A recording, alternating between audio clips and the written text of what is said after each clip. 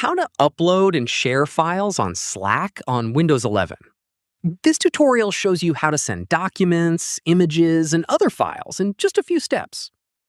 First, open the Slack app on your Windows 11 PC. After that, click on the channel or direct message where you want to share a file. Let me show you. From there, click on the plus icon next to the message box at the bottom of the screen.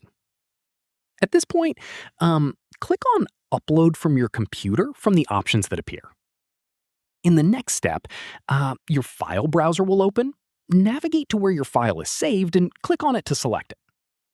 From there, click on Open to attach the file to your message. At this stage, you'll see a preview of the file appear above the message box. Following this, if you want to add a message along with the file, type it in the text field before sending. Once done, press Enter or click on the Send icon to share the file with the channel or conversation. From there, the file will now appear in the conversation, and anyone with access can click on it to view or download it.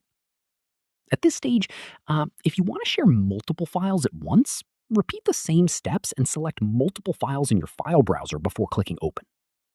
And that's it.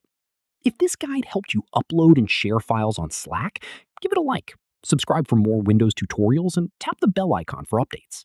See you in the next one.